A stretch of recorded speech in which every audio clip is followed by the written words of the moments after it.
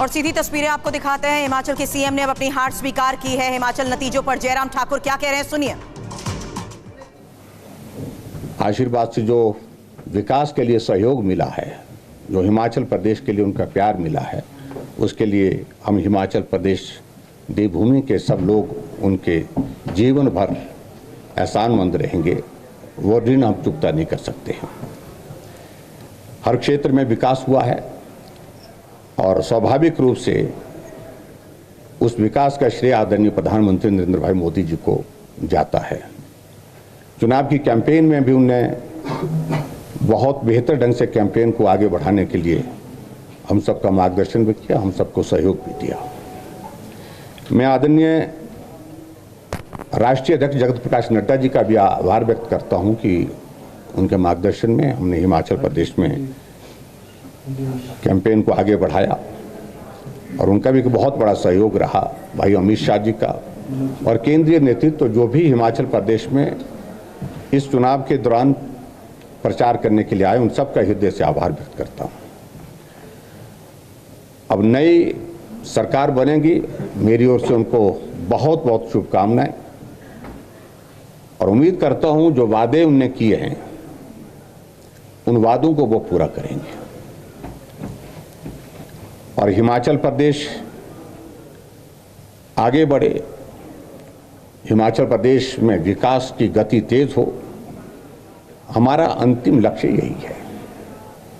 और उस दृष्टि से हिमाचल प्रदेश में हमारी सकारात्मक भूमिका सदैव रहेगी। जहां हिमाचल का भला होगा वहां निश्चित रूप से हमारा सहयोग होगा, राजनीति से ऊपर उठ करके भी। जहां हिमाचल प्रदेश के हितों की हमको लगेगा जहां रक्षा नहीं हो पा रही है, ठीक प्रकार से नहीं हो पा रही है, तो निश्चित रूप से उस बात को भी जनता के सामने भी, और चाहे वो विधानसभा के अंदर विधानसभा के बाहर भी पुरजोर ढंग से रखेंगे।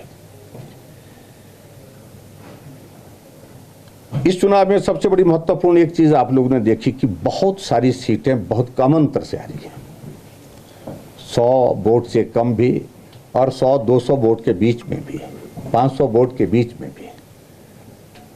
और इसलिए चुनाव बहुत नजदीक का चुनाव रहा है। लगभग 11-12 सीटें ऐसी हैं जिनमें 1000 से कम का अंतर है चुनाव जीतने हारने का। अगर वोट शेयर की मैं बात कहूं, वोट शेयर में आप देखेंगे कि मात्र डिफरेंस जो है वो सिर्फ 1% का है, 1% का डिफरेंस है।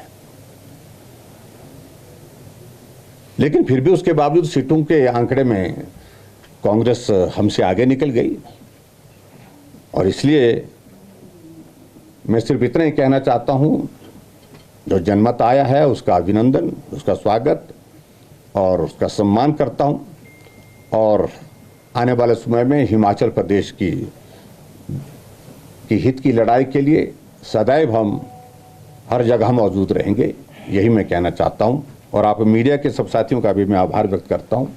समय समय पर आप सबके बीच में अपनी बात कहने का अवसर प्राप्त हुआ और आप सबके बीच में बात कहते हुए जिन मुद्दों को लेकर के हमने बात कही है, उन मुद्दों का आप लोगों ने सही परिप्रेक्ष्य में जनता तक पहुंचाने में बहुत महत्वपूर्ण भूमिका निभाई है। मुख्यमंत्री, जो कांग्रेस के कुछ नेता हैं उनके बयान सामने आ रहे हैं, वो डर है कि कहीं हॉर्स ट्रेडिंग ना हो, खरीद फरोख्त ना हो, इस तरह की उनकी तरफ से। देखिए, मुझे लगता है कि उन सारी चीज़ों को लेकर के मैं खुद ही विराम लगा देता हूँ। मैंने कहा कि हम जनमत का सम्मान करते हैं, उनका बहुमत आया, बहुमत संभालना मेरा काम तो नहीं है, वो तो उनका ही काम है, उस काम को वो करें। और मैं अभी थोड़ी देर के पश्चात अपना त्यागपत्र राज्यपाल महोदय जी को सौंपने जा रहा हूँ। वोट बैंक रॉन्ग लगातार हिमाचल प्रदेश में हम आपसे लगातार बात करते रहे, मिलते रहे, सब तरह से विकास की बातें हुई। प्राइम मिनिस्टर ने फंडिंग करा हिमाचल प्रदेश के लिए, जो हुई था वो सब तमाम चीज़ें हुई। आप लगातार पूरे क्षेत्र में घूमते रहे।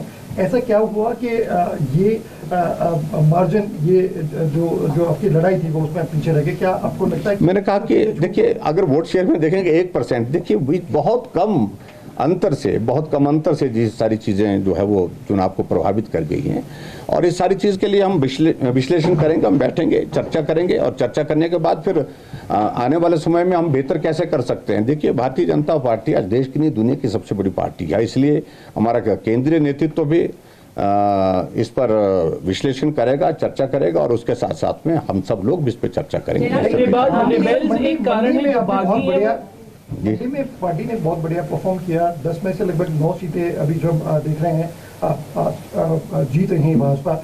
मंडी को लेकर या बाकी देखिए, मैं पूरे हिमाचल प्रदेश की जनता का आभार व्यक्त करता हूँ और मंडी के लोगों ने मेरी भावनाओं को सम्मान दिया, उनका मैं आभार व्यक्त करता हूँ और उनने बहुत बड़ा समर्थन दिया। और ये भी मैं कहना चाहूँगा कि हिमाचल प्रदेश के इतिहास में उससे पहले 5 मुख्यमंत्री और भी रहे, लेकिन किसी का भी जीतने का अंतर इतना नहीं रहा जितना सराज विधानसभा क्षेत्र से भी, सराज विधानसभा क्षेत्र से अब की बार जो जीत का अंतर रहा है, लगभग 38,000 की जीत वहाँ पर दर्ज हुई है। और इसलिए मैं समझता हूँ ये मेरा दायित्व बनता है कि मैं सराज विधानसभा क्षेत्र की जनता का, जिन्होंने मुझे बहुत स्नेह दिया, प्यार दिया, सहयोग दिया, और मैं वहाँ पर चुनाव की कैंपेन के दौरान बहुत कम जा पाया। नॉमिनेशन के लिए गया था, उसके बाद आधे घंटे के लिए 3 कार्यक्रम मैंने किए थे और उसके बावजूद भी उन्होंने बहुत बड़ा समर्थन दिया। आज तक का सारा पिछला रिकॉर्ड सभी मुख्यमंत्री का क्या ओपीएस एक बड़ा इशू रहा आपको लगता है? देखिए, इन सारी चीज़ों में हम देखिए, अब हम बिल्कुल तुरंत हम किसी निष्कर्ष पर नहीं जाएंगे। कारण क्या रहे ये हम बहुत जल्दी नहीं, और हम थोड़ा विचार करेंगे, चर्चा करेंगे सब साथियों के साथ और अलग अलग तरह से फीडबैक लेंगे। कहाँ बागियों को संभाल नहीं पाए? देखिए, मैंने कहा ना, कारण रहे हैं और कारण रहे हैं तो उन कारणों पर हम चर्चा करेंगे। चर्चा करने के बाद विचार करेंगे। पार्टी में इस तरह की चीज़ें आने वाले समय में ना मिल पाए और हम बेहतर ढंग से काम कर सके हिमाचल प्रदेश में और पार्टी को सत्ता में लाने के लिए और भारतीय जनता पार्टी को मजबूत करने के लिए हम काम करते हैं। देखिए, मैं उस पर कुछ नहीं, मैंने कहा कि इन सारी चीज़ों का हम विश्लेषण करेंगे, उसके बाद देखेंगे। कांग्रेस बात कर रही है वो सारे एमएलए को लेके चंडीगढ़ जाएंगे। मुझे मालूम नहीं है क्या मजाक बना रखा है और ये परिहास का विषय बना हुआ है। विधायक हैं, वो चुन करके आए हैं और ऐसी परिस्थिति में इस प्रकार की बातों करने का कोई औचित्य नहीं है और स्वाभाविक रूप से हमसे कम है, लेकिन उन्हें अंदर की बातें जो उनकी हैं, जिस प्रकार की उनकी अपनी पार्टी में मुख्यमंत्री बनने की जो होड़ में जो लोग लगे हैं, जो दौड़े हैं, उनको शायद उससे ज़्यादा डर है। तो इतने मैं कहना चाह रहा हूँ। तो हिमाचल की बिग पिक्चर और लेटेस्ट अपडेट आपके सामने, जहां आपने जयराम ठाकुर को सुना कि किस तरीके से उन्होंने हार स्वीकार करते हुए अपने इस्तीफे की पेशकश और त्यागपत्र जल्द सौंपने की बात कही है।